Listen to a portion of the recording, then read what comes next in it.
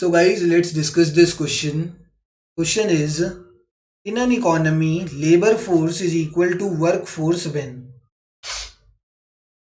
Labour force क्या होता है एंड वर्क फोर्स क्या होता है वो समझते हैं।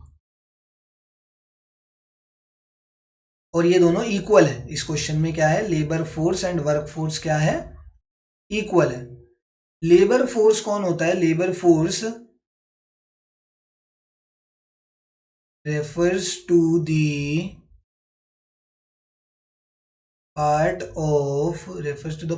of population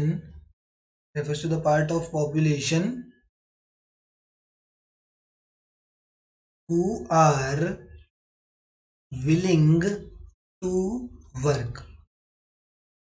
and work force क्या होता है, work force refers to the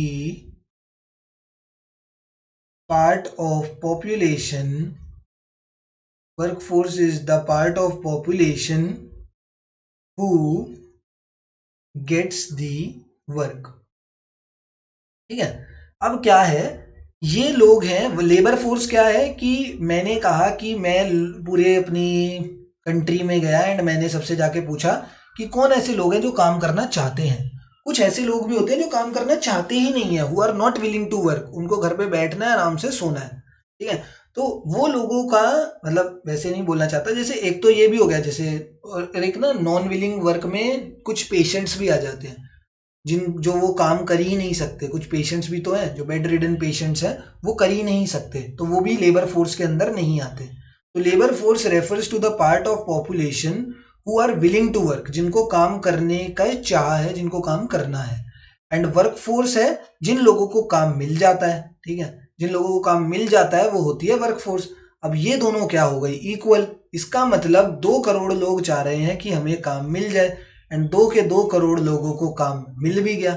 इसका मतलब क्या है कि हमें जो हमारी कंट्री में अनएम्प्लॉयमेंट है, अनएम्प्लॉयमेंट क्या हो गई, अनएम्प्लॉयमेंट तो सर 0 हो गई। जब अगर 2 करोड़ लोग काम करना चाह रहे हैं एंड 2 के 2 करोड़ लोगों को काम मिल भी गया, तो अनएम्प्लॉयमेंट तो है ही नहीं हमारी कंट्री में, अनएम्प्लॉयमेंट तो बिल्कुल 0 है। तो यही लिखा है देखो ऑप्शन नंबर 3 में कि there is no unemployment. Option number 3 is the correct answer है। और कुछ ऊपर पढ़ने की जरूरत ही नहीं है। ग्रोथ रेट क्या पढ़े, ग्रोथ रेट कुछ पढ़ना ही नहीं है।